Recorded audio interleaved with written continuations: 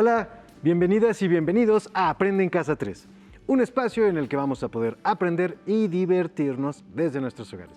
Hoy nos acompaña la maestra Gabriela Silva. Maestra, bienvenida, qué gusto tenerla. Hola Juan Carlos, el gusto es mío para estar aquí ya con los niños de sexto año. ¿Listos? Perfecto, maestra. Vamos a tener el gusto de estar con ustedes en esta clase de Ciencias Naturales de sexto grado. Pero antes de comenzar, vamos con Ajo Listo, que nos dará unos consejos de cómo cuidar nuestra salud. ¡Hola! ¡Vamos a ver el siguiente video! Buenas prácticas para seguir adelante. Como todos sabemos, la COVID-19 es una enfermedad que se contagia muy fácilmente entre las personas. Por eso hay que continuar cuidándonos siguiendo las buenas prácticas que ya todos conocemos para evitar contagiarnos. Utiliza cubrebocas, no salgas de casa. Si tienes que hacerlo, recuerda que es obligatorio utilizarlo. Mantén una distancia mínima de 1,5 metros entre tú y los demás. Lávate las manos muy seguido con agua y jabón por lo menos durante 20 segundos o aplica desinfectante a base de agua y alcohol. Desinfecta las superficies de los objetos que más utilizas. También las cosas que compres en la tienda o en el supermercado. Sigamos luchando juntos contra este virus, cuidándonos los unos a los otros. Es muy importante continuar con las recomendaciones para evitar contagios de COVID.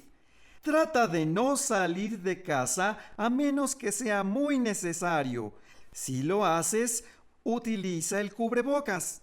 Lava tus manos frecuentemente con agua y con jabón, por lo menos durante 20 segundos.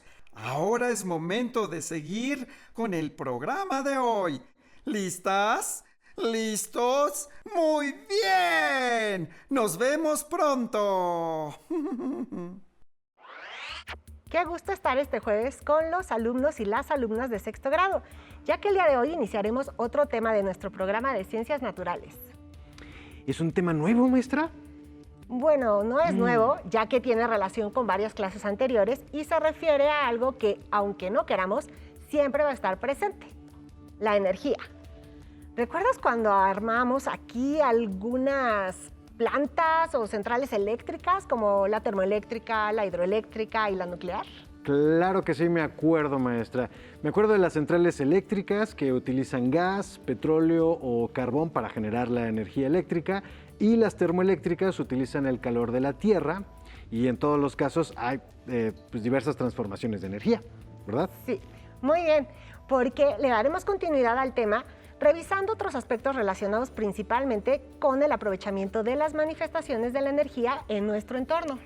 Me parece muy bien. Bueno, me parece que también podríamos profundizar para que nuestros alumnos identifiquen la importancia y el aprovechamiento de la energía. Sí, recordemos que la energía es un recurso muy importante para el desarrollo de la sociedad. Su uso posibilita la producción y mejora las condiciones de vida del ser humano. Todas las transformaciones en la naturaleza y en nuestras actividades son producidas por algún tipo de energía. A diario, en todo lo que hacemos utilizamos la energía. Por ejemplo, cuando realizamos esfuerzo para mover un objeto, cuando caminamos, cuando corremos, es más, hasta cuando estamos descansando, ¿no? Y cuando estudiamos también. Así es, la energía puede transformarse de una forma en otra, transferirse de un objeto a otro y generar cambios. Recuerdo que habíamos comentado que una fuente de energía es todo aquel recurso o fenómeno de la naturaleza a partir del cual se obtiene energía útil para ser aprovechada. Sí, en todos los hogares se utiliza energía para diversas actividades, como cocinar, producir luz, calentar las viviendas y otras más. Para la iluminación y el funcionamiento de los electrodomésticos se requiere energía eléctrica. ¿Recuerdan allá en casa qué combustibles eran los más empleados en el hogar? Yo les digo, maestra, ¿puedo? Sí. Bueno, en repetidas ocasiones hemos mencionado que son el petróleo, el gas y el carbón. Exactamente. Estos nos proporcionan energía calorífica mediante la combustión y, como ya dijimos, se utilizan para producir electricidad. Y hablando de la energía eléctrica, nosotros solo presionamos con nuestro dedito un interruptor y empiezan a ocurrir muchas cosas. Se enciende un foco que nos permite ver en la oscuridad, se produce fuego y calor, para que cocinemos y no pasemos frío, en fin. En nuestras casas tenemos toda una colección de aparatos eléctricos funcionando y realizando muchas funciones. Sí, una persona que vivió en la antigüedad viviera todo lo que tenemos en la actualidad, se sorprendería y pensaría que todo funciona como por arte de magia, ¿no lo crees? Sí, así es, maestra. Vivimos en una época privilegiada, porque incluso hace solo unos años era muy diferente. Hoy en día la energía eléctrica puede llegar hasta en un enchufe en un largo viaje. Y bueno, pues dependemos tanto de ella que si falta, se nos acaba el mundo. Sí, la electricidad se produce en centrales capaces de obtener energía eléctrica a partir de energías primarias. Las energías primarias pueden ser renovables como el viento, la radiación solar, las mareas, entre otras. O también no renovables como mencionaste el carbón, el gas natural o el petróleo. Y bueno, luego maestra, ¿por qué todas las personas y empresas requerimos hoy en día energía eléctrica? Y bueno, pero me gustaría también saber qué interviene o quiénes intervienen para ello y cómo lo hacen. Pues el primer paso es producirla. Esto es a lo que le llamaremos generación. Lo Bien. segundo es transportarla. De ahí sigue la transmisión y distribución. Muy bien. Maestra, cuando habla de que se transporta, se refiere a que es a través de los cables, ¿cierto? ¿No? ¿Cómo es ese trayecto? Miren, primero quisiera explicarles las economías de escala, que son procesos por los cuales resulta más barato producir grandes volúmenes de una mercancía o servicio en lugar de producirlo para cada consumidor en lo individual. Digamos, por ejemplo, que puede resultar más económico producir muchos lápices para una población que ir haciendo uno por uno para cada persona. Exacto. Muy bien. Este es el caso de la generación de electricidad. Es común que la energía eléctrica se produzca en sitios distintos a los de su consumo y que sea necesario transportarla desde los centros de producción hasta sus destinos. Desde una hidroeléctrica lejana hacia las ciudades. Correcto. Es por ello por lo que el transporte de la energía es el segundo paso para que la electricidad llegue a donde la necesitamos. La mayoría de las veces se realiza a través de redes de cables transportados por torres de acero y se realiza a voltajes muy elevados y a esta actividad se le llama transmisión. Ah, ya veo. Y una vez que la energía llega a las grandes áreas de consumo, como rancherías, pueblos o ciudades, la actividad de distribución se encarga de hacerla llegar a los hogares de los usuarios. Y bueno, para que ellos lo puedan usar, ¿no? Sí, finalmente también son necesarias algunas actividades comerciales como cobrar a los consumidores, actividad que llevan a cabo los encargados del suministro. Sí, y bueno, si lo pensamos, casi todos los aparatos y dispositivos que empleamos de forma cotidiana funcionan con electricidad. Electrodomésticos, la iluminación de las casas y de las calles, las computadoras, los videojuegos, las máquinas de las fábricas, los sistemas de comunicación como el teléfono y la televisión y... No, sí, la electricidad tiene una serie de características que la hacen muy útil. Entre ellas están las siguientes. La electricidad es la forma de energía más empleada en la actualidad porque, 1. Al contrario que el calor, la energía eléctrica se puede transformar fácilmente en otras formas de energía. 2. Se puede transportar a grandes distancias mediante redes de transporte y distribución eléctricas. Y 3. Se puede obtener de fuentes muy diversas como combustibles fósiles, la luz solar, el viento, el agua, entre otros. Sí, en una de las clases pasadas se les preguntó a los alumnos qué tipo de energía era la que más usaban en su casa y la mayoría de los niños contestó que la eléctrica. Sí, veamos un ejemplo en la siguiente diapositiva, que seguramente muchos de los estudiantes conocen. Nos explica un poco sobre cómo la electricidad se transforma en energía térmica. Yo lo leo, maestra, dice así. ¿Cómo funciona una resistencia calentadora? Las resistencias calentadoras convierten energía eléctrica en calor. En 1841, James Prescott Joule descubrió que al hacer circular corriente eléctrica a través de un conductor, se libera calor para encontrar resistencia. En este fenómeno, los electrones en movimiento de una corriente eléctrica impactan contra el material a través del cual están siendo conducidos. o sea, no pueden pasar y chocan. La energía cinética de los electrones se convierte entonces en energía térmica, calentando el material por el que están circulando. El aumento de la temperatura tiene distintas aplicaciones en sistemas de calefacción. ¡Oh, qué interesante! Es entender cómo se transforma la electricidad en otro tipo de energía. Y como ya mencionamos antes, el proceso que tiene que seguir la electricidad desde el momento en el que se produce hasta que llega a un aparato eléctrico pasa por variaciones que vuelven inestable la corriente de energía.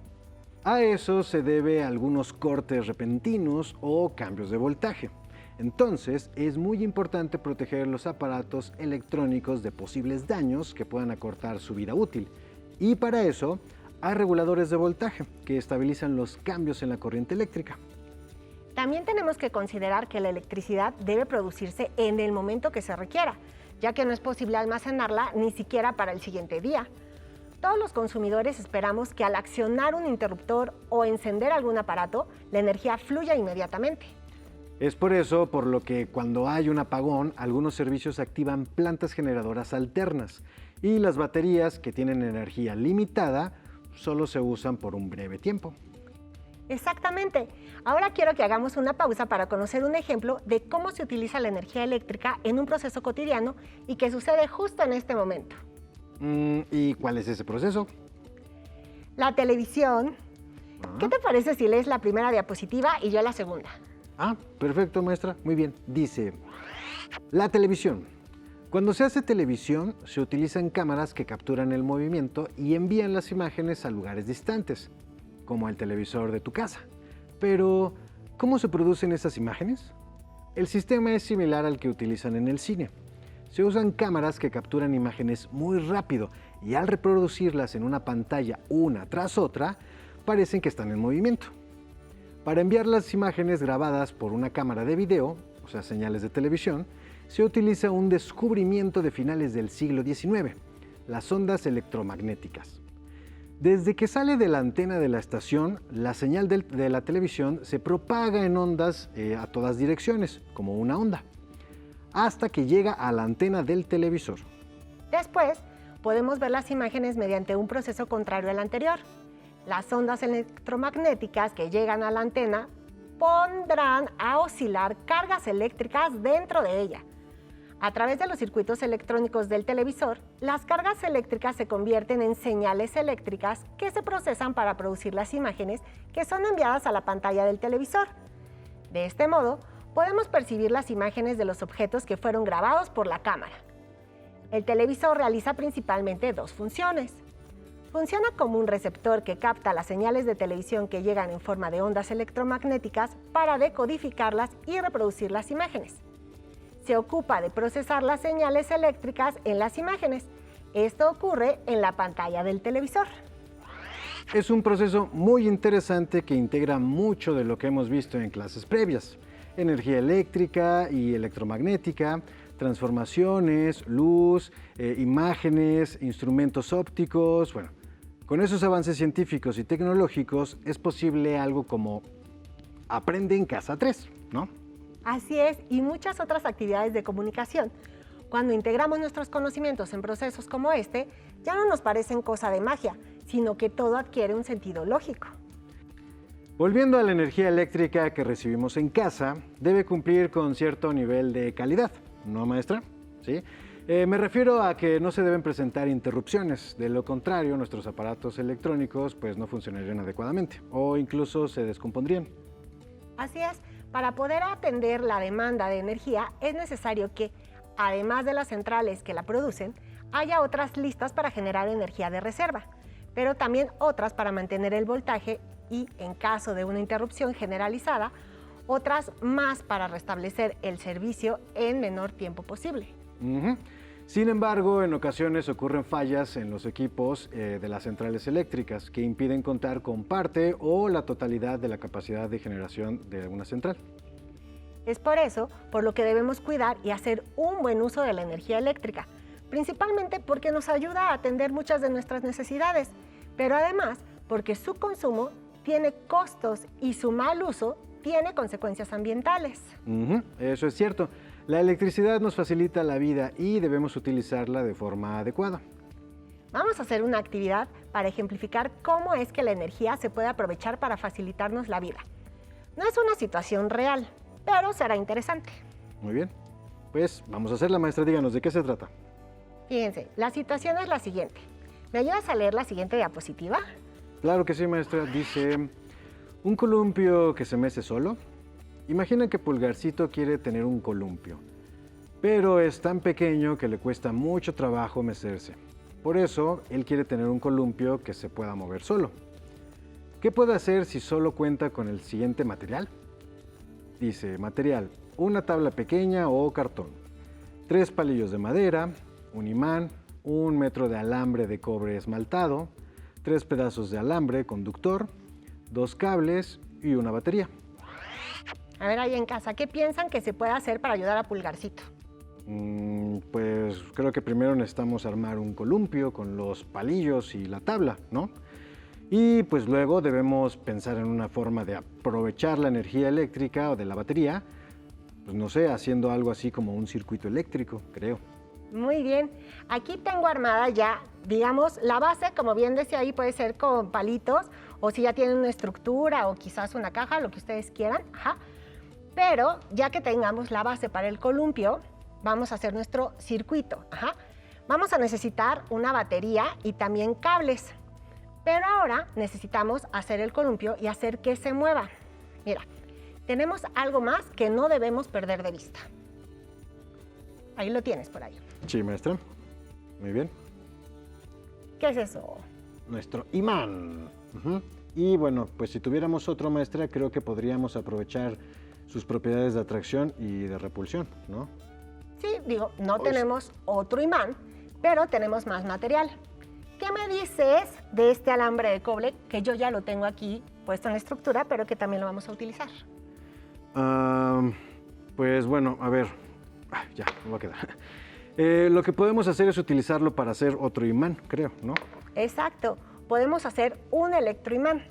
La corriente eléctrica que circula por un alambre crea un pequeño campo magnético que aumenta si lo enrollamos muchas veces, formando una bobina, como esta. Yo ya enrollé este alambre para generar una bobina que nos va a servir como si fuera el columpio de Pulgarcito.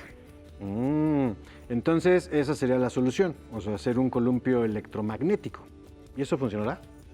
Pues, hagamos la prueba. Ajá. Tenemos ya aquí en esta caja la batería instalada con los cables. Sí, maestra.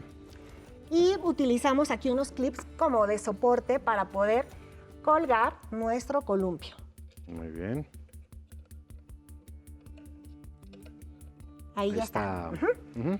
Previamente, con una lija de agua, lije la parte de los 2 cables que sostienen la bobina, para que quede pues más, sin ese barniz que luego le ponen. Ok, muy bien, maestro. Y después ya tenemos, ahora si me haces favor, los imanes. Aquí ya tenemos conectada la pila. Entonces ponemos los imanes y yo voy a A ver, maestra, le ayudo yo de este hacer lado. un pequeño toquecito en esta parte donde ya lo lijé. A ver, maestra. Otra vez lo voy a hacer porque se movió. Miren, Ahí está, ahí se ve. Muy leve, pero ahí se ve el movimiento. Ahí está. Cuando hace esta fricción, yo siento ese campo magnético y el columpio se mueve por sí solo porque está generando ese campo.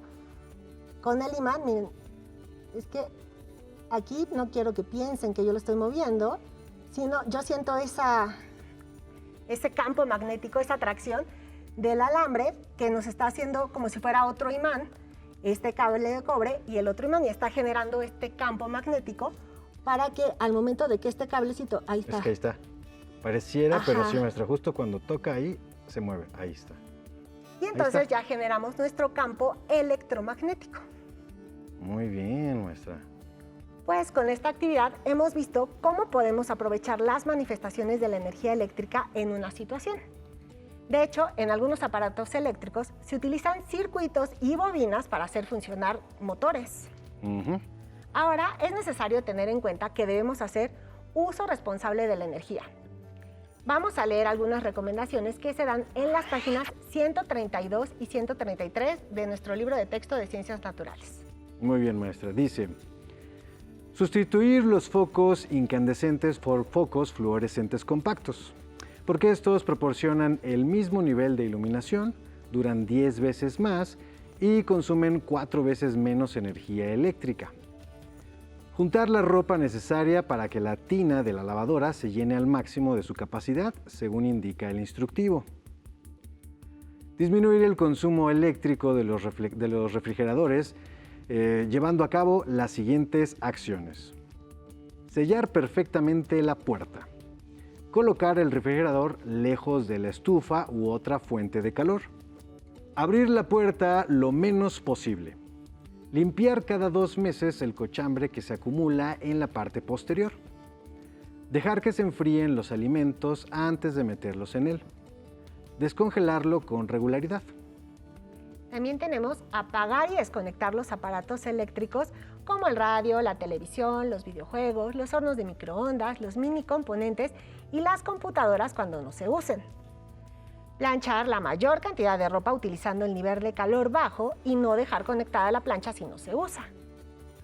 Verificar que las aspas de la licuadora siempre tengan filo y no estén quebradas para que muelan mejor y el motor no se trabe tanto. Pintar las paredes de tu casa de colores claros, así habrá una mejor iluminación y se aprovechará más la luz solar. Mantener limpios los aparatos eléctricos como la aspiradora y el tostador. Otras sugerencias son revisar que en tu instalación eléctrica no existan puntos calientes o fugas a tierra. Nunca conectar varios aparatos en un mismo contacto. Aprovechar al máximo la luz natural. Mantener siempre cerrados los pilotos y utilizar encendedores de los largos para encender la estufa. Cocinar en olla de presión pues reduce el tiempo de cocción a la mitad. Gracias. El uso y el consumo de electricidad se mide en kilowatts. Vamos a leer el siguiente ¿Sabías qué?, donde se nos explica un poco más acerca de eso. Dice, ¿sabías que 1 kilowatt equivale a 10 focos de 100 watts? Cada uno encendido durante 1 hora, según los cálculos hechos por la Comisión Federal de Electricidad. La utilización de los electrodomésticos básicos consumen alrededor de 2 kilowatts por hora de energía, aunque esta cantidad puede aumentar durante los meses de invierno, alcanzando cifras superiores a los 10 kilowatts. Además de la electricidad, en las casas se utilizan combustibles como el gas butano, propano y gas natural, que corresponden a la 1/5 parte del consumo total en el hogar y se emplea principalmente para calefacción, producción de agua caliente y en cocinar. En los hogares es posible consumir energía de manera eficiente. Yo sé que existe algo llamado eficiencia energética, que es el conjunto de acciones que permiten optimizar la relación entre la cantidad de energía consumida y los productos y servicios finales obtenidos. Para lograr un uso eficiente de la energía es importante conocer cómo se consume en cada hogar. Esto se logra a partir del análisis de las facturas de la electricidad o del gas, por ejemplo. Me parece que no hay pretextos para aprovechar la energía eléctrica y de otros tipos de manera responsable. Todo es cuestión de estar informados y tomar buenas decisiones. Pues, como vimos con la huella ecológica, es importante tratar de reducirla, vigilar nuestros hábitos de consumo y cuidar al utilizar la energía eléctrica. Yo les invito a realizar el siguiente reto. Escriban cómo sería un día de su vida sin electricidad, desde cómo despertarían hasta que llega la hora de dormir. Describan todas las dificultades que tendrían que enfrentar ante la falta de energía eléctrica y cómo lo resolverían. Si tienen alguna duda, pues ahí yo los invitaría a que le pregunten a algún familiar y que comenten después sus escritos con su maestra y con su maestro. Me parece muy bien, maestra. Pues creo que sería un día difícil, con muchas dificultades, pero hay formas prácticas de resolver situaciones, ¿verdad, maestra? Sí, Pues, así es. Muchísimas gracias por la clase. Nos vemos en la siguiente, maestra. Hasta luego. Me dio mucho gusto. Si te es posible, consulta otros libros y comenta el tema de hoy con tu familia. Si tienes la fortuna de hablar una lengua indígena, aprovecha este momento para practicarla y platica con tu familia en tu lengua materna. Por hoy hemos terminado con la energía electrizante de Ciencias Naturales de 6º grado. Espero que lo hayan disfrutado tanto como nosotros. Le damos las gracias a las maestras y maestros que el día de hoy nos dieron clases. Muchas gracias.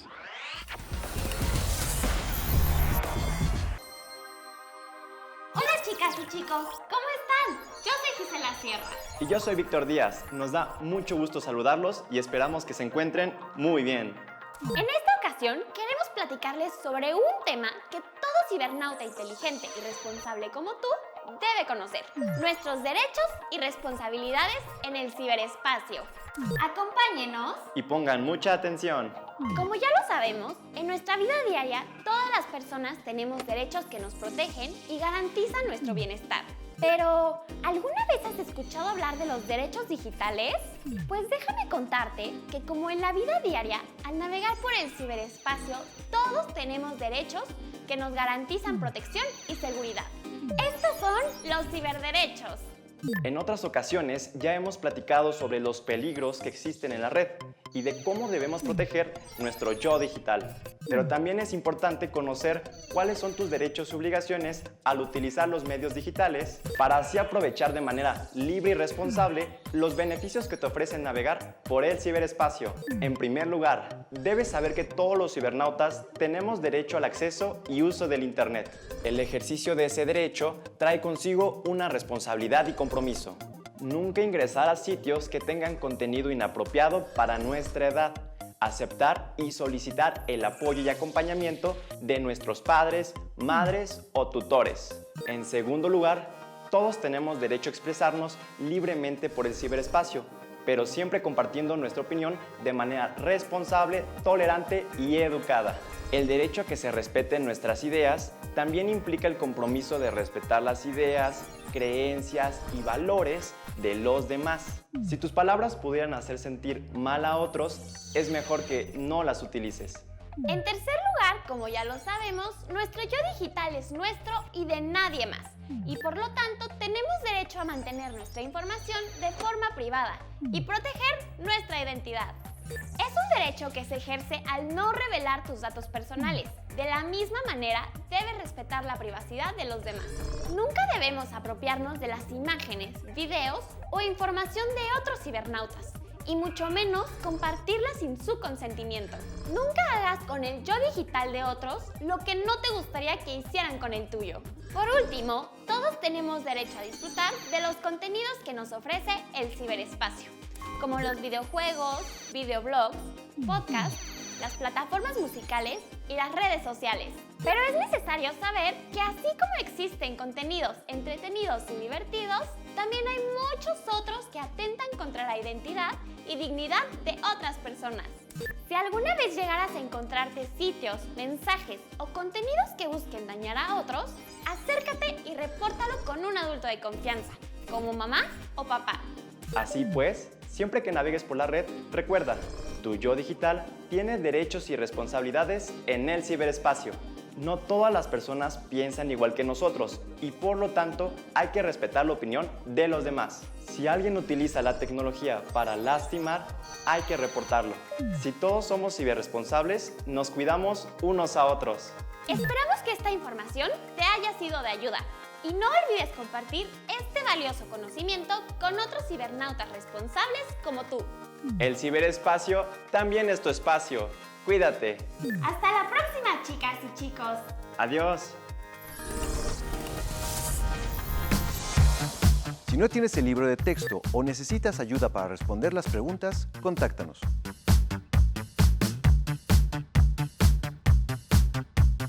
Para apoyo pedagógico, hay maestras y maestros de lunes a viernes de 8 a 20 horas en el teléfono 55 41 72 04 13, con 100 líneas. También puedes encontrar los libros de texto en la página conalitech.cep.gov.mx. Si quieres volver a ver los programas de Aprende en Casa, los puedes encontrar en la siguiente liga: aprendeencasa.cep.gov.mx.